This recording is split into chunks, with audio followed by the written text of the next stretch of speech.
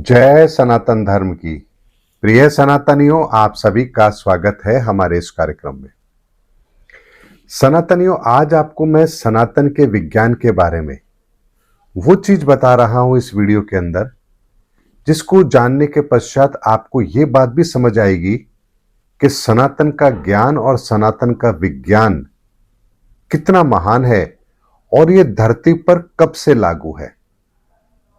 सनातनियों, आपने एक शब्द सुना होगा, छाया चित्र। छाया चित्र क्या होता है? यानी रोशनी अगर किसी चीज पर पड़ रही है तो उसकी एक शैडो बनती है, उसे हम कहते हैं छाया चित्र। अब ये तो बात हो गई कि आपने एक बल्ब जलाया और उसकी रोशनी के सामने अपने हाथ को कुछ आकृति दे रहे हैं और सामने दीवार पर एक पिक्चर उभर कर आ रही है। ये आपने बचपन में देखा भी होगा। आजकल एक आर्ट है, वो बड़ी फेमस भी है इस चीज को लेकर के। लेकिन जैसे जैसे विज्ञान ने आधुनिकता को अपनाया, हमने तरक्की की, हमारे सामने एक चीज और आई और वो थी पिक्चर क्लिक करना, यानी कि फोटो खींचना। और आपको ध्यान भी होगा, जो पहले के कैमरे आते थे, कोडक के आते थे, फूजी के, कई तरह के कैमरे आते थे, उनमें एक रील डलती थी और उस रील को लगाने के बाद में आप फोटो क्लिक करते थे। करीबन 36 फोटो उसमें आती थी एक रील के अंदर। फिर आप उस नेगेटिव को वॉश करने के लिए देते थे, उससे प्रिंट निकलते थे, नेगेटिव आपको दिया जाता था और एक प्रिंट भी दिया जाता था। तो यहां उस चीज को भी क्या कहते हैं? छाया चित्र ही कहते हैं। ये छाया चित्र आखिर होता क्या है? यानी प्रकाश को किसी एक स्तर पर एक क्षण के लिए एक ऐसी जगह पर उसकी छाया को ले लेना जो बाद में भी उसी तरह से स्थिर रहे, ये एक ऐसी टेक्नोलॉजी है जिसे आप फोटोग्राफी कहते हैं। अब इस फोटोग्राफी के अंदर भी आज आपके डिजिटल कैमरे हैं। उन डिजिटल कैमरों का आप यूज करते हैं, तुरंत आप फोटो क्लिक करते हैं और अपनी स्क्रीन पर देख भी लेते हैं कि फोटो कैसी आई है। लेकिन इस विज्ञान को जब आप समझते हैं तो आपको पता लगता है कि एक लेंस है, वो लेंस किसी चीज को देख रहा है, यानी उससे एक पिक्चर आ रही है जिसकी उस लेंस की कैपेसिटी है, वहां तक वो पिक्चर को देख पा रहा है। वो लेंस कहीं पर एक जगह फोकस करता है, जहां वो फोकस करता है उससे पहले एक पर्दा होता है। वो पर्दा जैसे ही खुलेगा, उस समय पर जो प्रकाश बाहर है उसकी एक छाप अंदर एक नेगेटिव पर पड़ेगी और वहां वो उस क्षण को कैद कर लेगा। इसे ही फोटोग्राफी का सिद्धांत कहते हैं। इसी तरीके से हमारे शरीर के अंदर आंख भी काम करती है। तो सबसे पहले समझिए कि भौतिक स्तर पर जब हमने इस छाया चित्र के विज्ञान को समझा तो हमने लाइट को जला करके अपने हाथों की आकृति से कुछ चलचित्रों का निर्माण करना सीखा, जिसको आज आप लोग देखते होंगे, गांव में बच्चे खेलते भी हैं इन सब चीजों से। उसके बाद आपने देखा फोटोग्राफी का आविष्कार हुआ। ये वो चीजें हैं जिन्होंने हमारे इस वर्तमान समय के अंदर एक बहुत बड़ी क्रांति को लाने का काम किया है। लेकिन सनातनियों एक बात को समझिए, ये विज्ञान आपके शरीर के साथ भी जुड़ा हुआ है। आपके शरीर के साथ कैसे जुड़ा हुआ है? आपकी आंखें हैं। आपकी आंखें बाहर के दृश्य देखती हैं, लेकिन ये वही देख सकती हैं जो प्रकाश का प्रतिबिंब है। यानी आप अंधेरे में इन आंखों से कुछ भी नहीं देख सकते, लेकिन प्रकाश के अंदर जो भी चीज आपको दिखाई दे रही है वो सब आप देख सकते हैं। ऐसे में जब आप कोई चीज देखते हैं, उसके बाद में आप इसको विजुलाइज भी करते हैं। और ये पूरा का पूरा प्रोसेस इतनी तेज गति से होता है कि आपको पता भी नहीं लगता। आपने कोई चीज देखी, आपकी आंखों ने बाहर की रोशनी को लिया, आपकी आंखों के पटल पर उसका एक प्रतिबिंब बनता है। वो प्रतिबिंब संकेतों के रूप में आपके दिमाग तक जाता है। दिमाग की मेमोरी के अंदर वो चीज फीड हो जाती है। अब आप यदि उस दृश्य को दोबारा याद करना चाहें तो आपकी आंखों के सामने वो दृश्य नहीं है, लेकिन जैसे आप नेगेटिव देखते हैं फोटोग्राफी के अंदर, उसी तरह से आपका माइंड भी उस नेगेटिव को, यानी कि आपके दिमाग में जो छाया चित्र बना है उसके नेगेटिव को जो उसने स्टोर किया है, उसकी मेमोरी से आपको वो चीज विजुलाइज करा देता है। लेकिन आप उन चीजों को समझ पाते हैं, देख पाते हैं, विजुलाइज कर पाते हैं, लेकिन वो ठीक वैसे नहीं होंगे जैसे आपने वर्तमान में देखा। इसको ऐसे समझिए जैसे आप कहीं घूमने गए। अब आपने वहां सारे दृश्यों को देखा। अब आप लौट करके घर आ गए। घर आकर के जब आप दोबारा से उन दृश्यों को याद करते हैं तो आपको आपके मस्तिष्क में एक चित्र दिखाई देता है। वो चित्र उस जगह का एक आभास कराता है, लेकिन वो दृश्य ठीक वैसा नहीं है जैसा आपने उस समय देखा था। और इसीलिए हम कहते हैं कि जो मेमोरी में हमारे होता है वो एक तरह से ब्लूप्रिंट होता है, नेगेटिव होता है जिन भी चीजों को हमने देखा है। और हमारे दिमाग की मेमोरी उसको स्टोर करती है, और जब भी हम कोई चीज को प्रोसेस करते हैं तो हमें वो दोबारा दिखा भी देती है। हमारी यादों के अंदर, स्मृति के अंदर वो चीज उभर कर बाहर आ जाती है। ये विज्ञान आपके शरीर के साथ भी काम कर रहा है, और ये काम कितनी तेज गति से हो रहा है इस बात का अंदाजा लगाइए कि रोज आप लाखों, करोड़ों, अरबों दृश्य देखते हैं। आपका दिमाग उन सबको स्टोर भी करता है, लेकिन इनमें से जो महत्वपूर्ण बात होती है, आपका दिमाग केवल उन चीजों को ही स्टोर करता है, बाकी को वो डिलीट कर देता है। इसीलिए आपको केवल अपने जीवन की महत्वपूर्ण घटनाएं ही याद होती हैं, आपको संपूर्ण जीवन याद नहीं रहता है। वरना आप बताइए कि कल का दिन पूरे 24 घंटे आपने बिताए हैं, लेकिन अगर आपसे कहा जाए कल 24 घंटे की एक एक घटना को आप दोबारा याद कीजिए तो आप नहीं कर पाएंगे। आप संकेत रूप में हाँ इतना समझ पाएंगे कि हाँ मैं वहां गया था, वहां मैंने ये काम किया, लेकिन उस पूरे काम को करने में अगर आपको 15 मिनट लगे हैं तो आप पूरे 15 मिनट को विजुलाइज नहीं कर सकते। जैसे जैसे समय बीतता जाएगा आप ये दृश्यों को भूलते जाएंगे, और इनमें से जो महत्वपूर्ण दृश्य होंगे वही आपको याद रहेंगे। तो जो भौतिक स्तर पर फोटोग्राफी है, वहां आपकी इच्छा है कि आप जिस चित्र को चाहें कैद कर सकते हैं अपने कैमरे के अंदर और बाद में उसे देख सकते हैं। आपके शरीर के साथ जो मैकेनिज्म काम कर रहा है, इसमें यह प्रोसेस ऑटो प्रोसेस है, यानी इसमें आपको अलग से कुछ करने की जरूरत नहीं है। आपका दिमाग अपने आप ये सब काम कर लेगा। इसीलिए जितना हम अपने जीवन के अंदर वास्तविक अनुभवों को प्राप्त करते हैं, हमारे दिमाग के पास उतना ही ज्यादा डाटा होता है, और जितना ज्यादा दिमाग के पास डाटा होगा आपके दिमाग का प्रोसेसर उतना ही बड़ा काम करेगा, और जितना बड़ा आपका दिमाग काम करेगा आपके दिमाग की क्षमता उतनी ही ज्यादा विकसित होगी। इसीलिए हम अपने आंखों के द्वारा भी बहुत कुछ इस संसार में ऐसा देखते हैं जो हमारे व्यक्तित्व के निर्माण में बहुत सहायक होता है।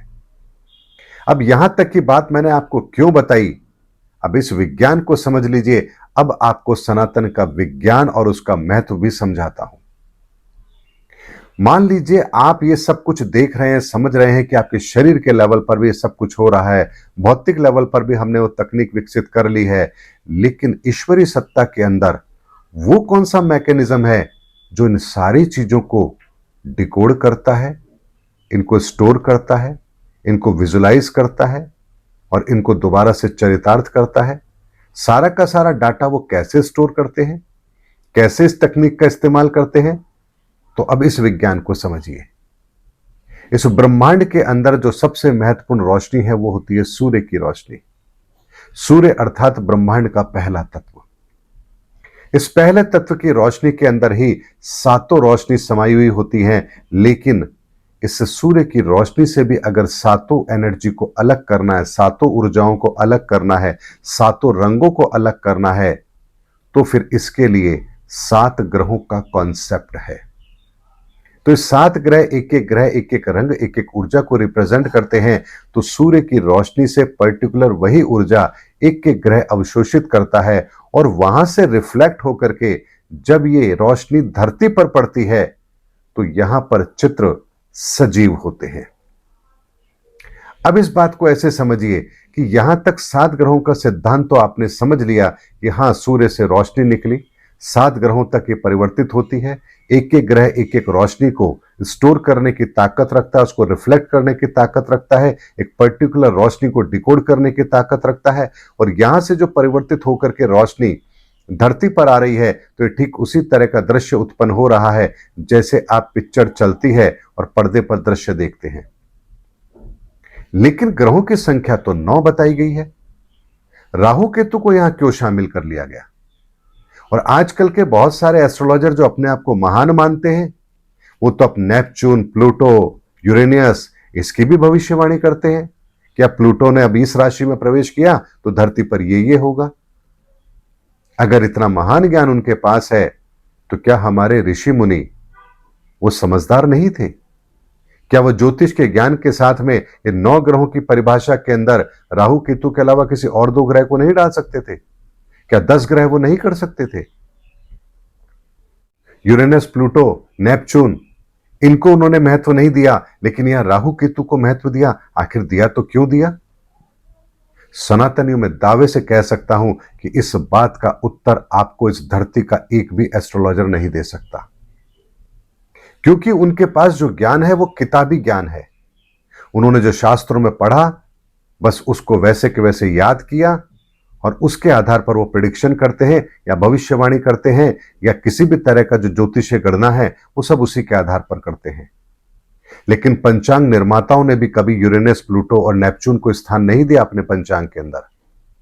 हमारे शास्त्रों के अंदर, हमारे मंत्रों के अंदर कहीं पर भी इन तीनों ग्रहों को स्थान नहीं दिया गया, क्योंकि ये 3 ग्रह हमारे इस सौर परिवार के इस मैकेनिज्म में काउंट होते ही नहीं है। इनका कोई रोल है ही नहीं। इसीलिए सनातनिक बात को समझिए, जो 7 ग्रहों के अलावा जब राहु केतु को भी शामिल किया गया तो उसके पीछे के मैकेनिज्म को समझिए। अगर ये 7 ऊर्जाएं, 7 रोशनियां मिलकर के कोई छाया चित्र का निर्माण कर रही है, कोई दृश्य उत्पन्न कर रही है, तो अब आप बताइए इस दृश्य को यदि स्टोर नहीं किया जाएगा तो आप भविष्य में इसकी कैलकुलेशन कैसे लगाएंगे? मान लीजिए आपने कोई फोटो नहीं खींची, कोई वीडियो नहीं बनाया, तो आप कैसे भविष्य के अंदर पिछली चीजों को देख पाएंगे, समझ पाएंगे, उसके अनुसार एनालिसिस कर पाएंगे? जबकि ये संसार तो पूरा का पूरा डाटा है।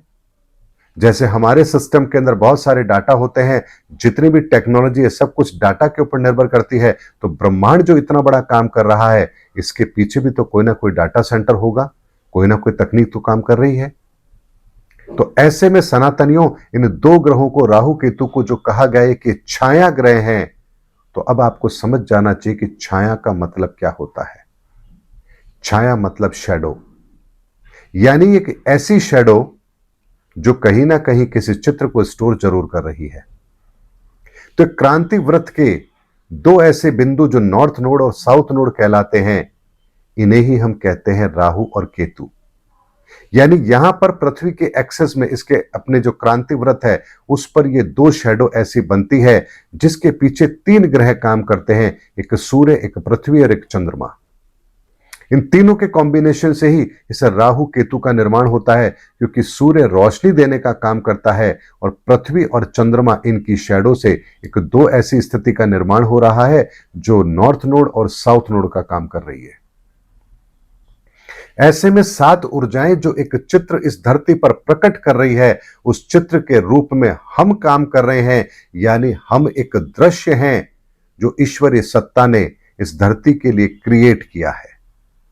और इसीलिए संतों महापुरुषों ने कहा कि जीवन तो एक बुलबुला है जो सागर से उठा और सागर में ही समा गया। इसी तरह से हम आत्मा रूपी ज्योत रूप इस धरती पर आए, प्रकट हुए, अपना कर्म किया और पुनः ज्योति में समा गए, यानी आत्मा पुनः ऊर्जा में तब्दील हो गई और ये शरीर यहीं का यहीं रह गया। तो जो कुछ धरती पर घटित हो रहा है, इस घटना को भी तो कोई दृश्य ऐसा होगा जहां पर इसको स्टोर किया जाए, कहीं ना कहीं तो एक डाटा सेंटर होगा। तो सनातनियों, राहु और केतु को छाया ग्रह इसीलिए बोला गया क्योंकि जो 2 एक्सिस पॉइंट पर जो छाया बन रही है, ये इन 7 ऊर्जाओं के कॉम्बिनेशन से जो धरती पर घटित हो रहा है उसके ब्लूप्रिंट को स्टोर करने का काम करती है। और इसीलिए 8वें डायमेंशन के अंदर हम राहु को काउंट करते हैं, जहां इन 7 ऊर्जाओं के द्वारा जो भी निर्मित हो रहा है उन सब को इकट्ठा किया जाता है। और इसीलिए राहु को कर्मों की गठरी कहा जाता है। जहां आपने अपने जीवन में जो कुछ भी किया है, जो कुछ भी आप कर रहे हैं, आप जो कर रहे हैं, उन सब के दृश्य इसी छाया चित्र के अंदर कैद हो रहे हैं। इसी दृश्य को केतु फिर प्रोसेस करके एक प्रैक्टिकल पिक्चर के रूप में सामने लाता है। तो 7 ऊर्जाओं के इस संसार के अंदर जो कुछ भी इस धरती पर घटित हो रहा है उसको स्टोर करने का काम राहु करता है, और स्टोर करने के बाद उसे नेगेटिव में परिवर्तित करने का काम, नेगेटिव मतलब जो फोटो होती है, जो हम फोटो क्लिक करते थे पहले रील के अंदर, उससे जो एक नेगेटिव बनता था जिसको आप देखते थे, मैं उस नेगेटिव की बात कर रहा हूं, इसको बनाने का काम केतु करता है। और एक बार जो पिक्चर खींची और नेगेटिव आपके पास आ गया, अब इस नेगेटिव से अगर आपको दोबारा दृश्य वैसे के वैसे क्रिएट करना है तो फिर आप क्या करते हैं?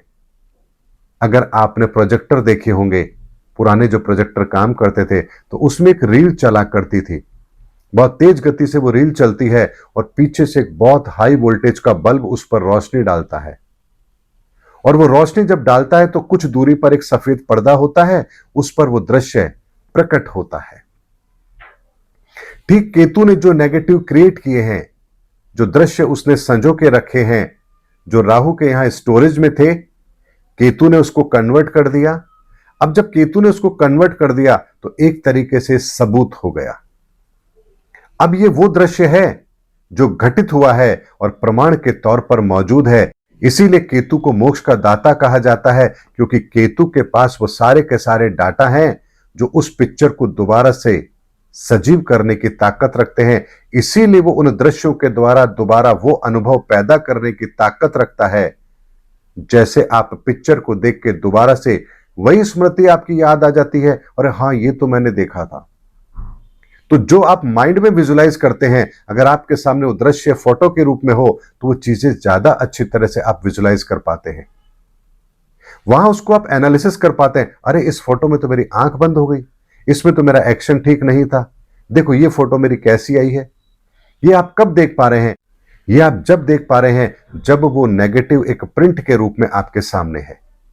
इसी तरह से जो प्रिंट ले रहा है वो राहु है, और उस प्रिंट को जो नेगेटिव में बदल रहा है वो केतु है। और इसी तरह से 7 ऊर्जाओं के संसार को ईश्वर ने इस मैकेनिज्म के साथ डेवलप किया है कि हमारे इस धरती पर घटने वाली एक एक घटना का पूरा विवरण ईश्वर के पास है, ईश्वरीय सत्ता के पास है। अब जब ईश्वर को इस दृश्यों को दोबारा से देखना हो, आपके कर्मों का हिसाब किताब करना हो, तब क्या होगा? वही प्रोसेस होगा कि अगर नेगेटिव बन चुका है तो केवल नेगेटिव से उस दृश्य को सजीव करने के लिए आपको एक हाई वोल्टेज का बल्ब चाहिए। उसकी रोशनी जैसे ही नेगेटिव पर पड़ेगी, दृश्य दोबारा से सजीव हो जाएगा। इसी तरीके से केतु के बाद, मुक्ति के बाद में फिर आपकी उन ऊर्जाओं को एक नेगेटिव के रूप में आपके साथ हैं।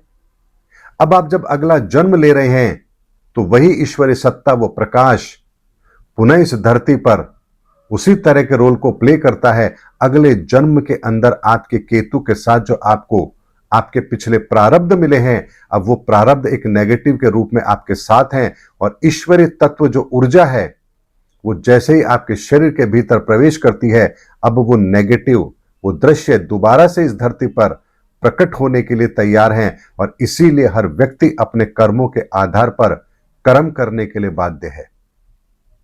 एक सज्जन पुरुष यूं ही सज्जन नहीं होते हैं, एक दुर्जन व्यक्ति ऐसे ही दुर्जन नहीं बनता है। कर्मों का सिद्धांत यहां लागू होता है। आप अच्छे कर्म करते जा रहे हैं, आपकी वो नेगेटिव तैयार होते जा रहे हैं, और केतु उन नेगेटिव के आधार पर एक पिक्चर क्रिएट कर देगा, और अगले जन्म के अंदर वही पिक्चर टेलीकास्ट होगी, और यहां पर वही ईश्वरीय सत्ता, वो रोशनी उस बल्ब का काम करेगी जो आत्मा के रूप में उस कर्मों के साथ आपके साथ मिलेगी, और आपको एक नया शरीर मिलेगा, और आप उसी रोल को करने के लिए फिर से तैयार हैं जो आपने पिछले जन्मों में किया था। इसीलिए कर्म का सिद्धांत बहुत महत्वपूर्ण है। और ये राहु और केतु, ये वो मैकेनिज्म है जो इस धरती पर घटने वाली प्रत्येक घटना को रिकॉर्ड करते हैं, और एक ऐसे छाया चित्र का निर्माण करते हैं जो इस धरती के लिए आगे जो घटनाक्रम होगा, जो भविष्य होगा, जो युग होगा आने वाला, जो आने वाला समय होगा, उसके लिए एक पूरी की पूरी तैयारी करते हैं। इसीलिए राहु केतु को छाया ग्रह कहा गया। छाया ग्रह का मतलब ही होता है जो स्टोर करता है उन चीजों को जो रोशनी के द्वारा पैदा हुई है। इसीलिए सनातनियों, इस ज्योतिष के विज्ञान को साधारण विज्ञान समझने की गलती मत करना। ऐसा नहीं है कि 7 ग्रह राहु केतु को ऐसे ही जोड़ दिया। हाँ भाई, जोड़ दिया तो जोड़ दिया। जो अस्तित्व में नहीं है, केवल शैडो हैं, उनको हमारे ज्योतिष के विज्ञान में शामिल किया गया। और यूरेनस, प्लूटो, नेपच्यून जो एग्जिस्ट करते हैं, जो अस्तित्व में हैं, उनको हमने स्थान नहीं दिया हमारे शास्त्रों के अंदर। तो इसके पीछे कोई तो विज्ञान होगा। तो सनातनियों, आज मैंने वही विज्ञान डिकोड करके आपके सामने रखा है। और ये विज्ञान जिन भगवान गणपति का बनाया हुआ है, वही तो ये डिकोड करवा रहे हैं, वही तो डिकोड करके देते हैं जो मैं आपके सामने रख देता हूं। इसीलिए सनातनियों, जिन्होंने ये विधा बनाई, जिन्होंने इन सब चीजों के रहस्य को प्रकट किया, उनसे कौन सी ऐसी चीज है जो छुपी रह सकती है? और जब वो अगर हमें बताएंगे, तो फिर बताइए, उसमें त्रुटि होने की कोई संभावना बनेगी क्या? उसमें प्रसिद्धि लेने की कोई होड़ होगी क्या? उसमें अपने आप को बड़ा बनाने की ऐसी कोई भावना होगी?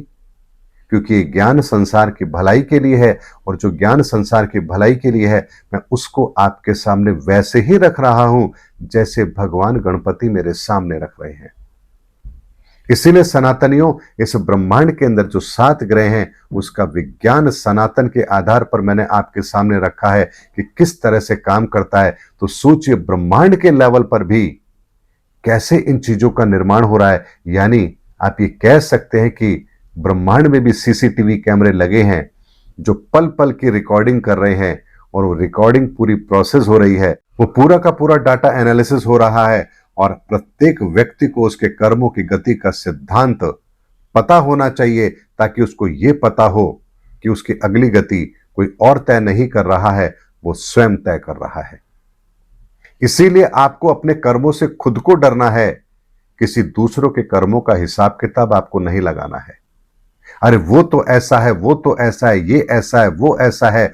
इसकी जगह ये समझिए, आप कैसे हैं, आपके कर्मों की गति कैसी है, आप अपने कर्मों का हिसाब किताब कैसे देंगे। आप जो राहु केतु के आधार पर छाया चित्र क्रिएट कर रहे हैं, केतु उनको एक एक पल को पिक्चर के रूप में कन्वर्ट कर रहा है, और आप रोज जो जीवन जी रहे हैं, वो अपना भविष्य बना रहे हैं। इसलिए आपका भविष्य वही होगा जो आपका वर्तमान है।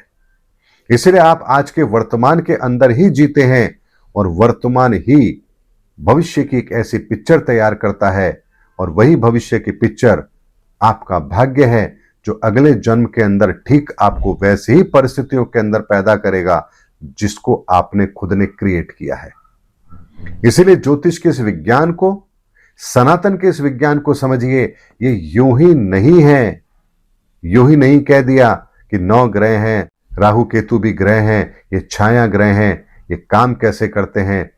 इसके विज्ञान को मैंने आज आपके सामने सरलतम शब्दों में रखा है। इसलिए आज के बाद यदि कोई कर्म करें, तो ये जरूर सोच लेना कि ईश्वर का सीसीटीवी कैमरा राहु केतु के रूप में पल प्रतिपल इस धरती की प्रत्येक ऊर्जा का हिसाब रख रहा है, और उसके आधार पर धरती का भविष्य तय हो रहा है। इसीलिए सनातन को हम कहते हैं, सनातन पुरातन है। जब तक ये संसार रहेगा, ये सृष्टि रहेगी, सनातन धर्म रहेगा, क्योंकि सनातन धर्म यही है। सनातन धर्म कोई क्रिया नहीं है, सनातन धर्म एक विज्ञान है, जो इस सृष्टि का विज्ञान है, जो इस ब्रह्मांड का विज्ञान है। अगर ये विज्ञान काम नहीं करेगा, तो सृष्टि कैसे काम कर सकती है? और अगर सृष्टि काम कर रही है, तो ये विज्ञान भी फिर वैसे ही काम करेगा। और इतना बड़ा विज्ञान यदि काम कर रहा है, और आप सोच रहे हैं कि आपके ऊपर एप्लीकेबल नहीं हो रहा है, आप इससे बच जाएंगे, तो ये तो सिर्फ और सिर्फ आपकी मूर्खता है। इससे अधिक कुछ और नहीं हो सकता। इसीलिए अगर सीसीटीवी कैमरे हैं और उसके बाद भी चोर चोरी कर रहा है, तो उस चोर को समझ जाना चाहिए कि उसका हर्ष क्या होगा। क्योंकि ये हमारे तरफ बनाए हुए साधारण कैमरे नहीं हैं। सीसीटीवी कैमरे, जहां कुछ पिक्चर धुंधली हो सकती है या पहचानने में गलती हो सकती है, ईश्वर के पास तो हम सबका डाटा है। और जो डाटा उनके पास है, और जो आप उनके सीसीटीवी कैमरे में जो रिकॉर्ड करवा रहे हैं, तो यहां तो कोई भी त्रुटि होने की संभावना बनती ही नहीं है। लेश मात्र भी कोई त्रुटि नहीं होगी, क्योंकि प्रत्येक चीज एटम से भी सूक्ष्म लेवल पर, क्वांटम लेवल पर रिकॉर्ड हो रही है, प्रोसेस हो रही है।